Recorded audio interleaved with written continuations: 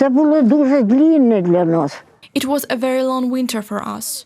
We were waiting for the spring to come in order to get something from under the ground. I would dig up worms, my mother would fry them, dry them out, and add them to a saltbush soup. Hold on until spring. This seemed impossible when Lilia Bedrenko saw people die of starvation every day. Lilia was 5. Her childhood memories are about a neighbor boy who fell dead while trying to find something in an empty garden. They're about looking for food in the forest, about dozens of people dying in the railway station. І приїжджали. They clung to freight trains and went from village to village, hoping to get a piece of potato or bread. And they fell down, not even making it into their houses. They fell down and were taken away by a horse. They put them here where there was a very big grave. At the same time, trains full of grain were sent abroad from the Kiev region. Newspapers were reporting about the success of collectivization and grain production. The Soviet government was trying not only to solve the economic problems, but to suppress Ukrainians' resistance to join the collective farms. Люди по хатах.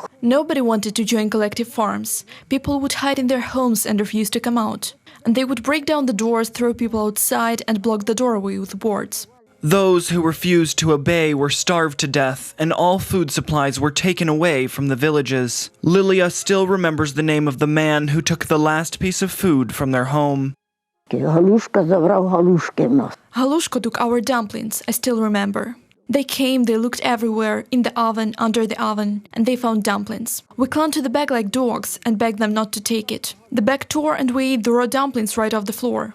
Мати йде через той город. My mother walked past our neighbor's house and then said to my father, "I don't see her. I hope he didn't eat his mother." People would eat their dogs, their cats, and nobody could judge them for it. The winter of 1933 was the hardest time, says Zinovi. He heard his parents count the dead in the village. There were sometimes up to 10 or 15 people a day. Years later, he drew a map of the village and made a list of those who did not survive. He counted 150 people just on his street alone. Подивіться, оце все це село. То якщо по одній вулиці... Look at this village. If there were 150 people on one street, that's about 1/5 of the population. There were more here, but I don't know those people. I was a child. The Kyiv, Kharkiv, and Poltava regions suffered the most during the Holodomor forced famines. Historians still cannot determine the exact number of victims.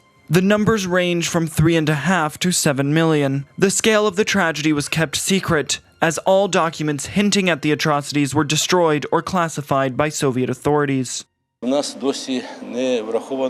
We still haven't considered the huge amount of deaths which weren't taken into account. Nobody dug up the graves near the railway stations where those who tried to look for bread were dumped. The numbers also don't include those who were shot while trying to flee abroad. Holodomor survivors were silent until Ukraine gained its independence in 1991. They were afraid that the events might be repeated. Lilia says that she saves at least a little piece of bread just in case.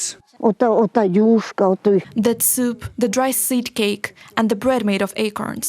You can't forget the taste. We were anxious and scared all the time.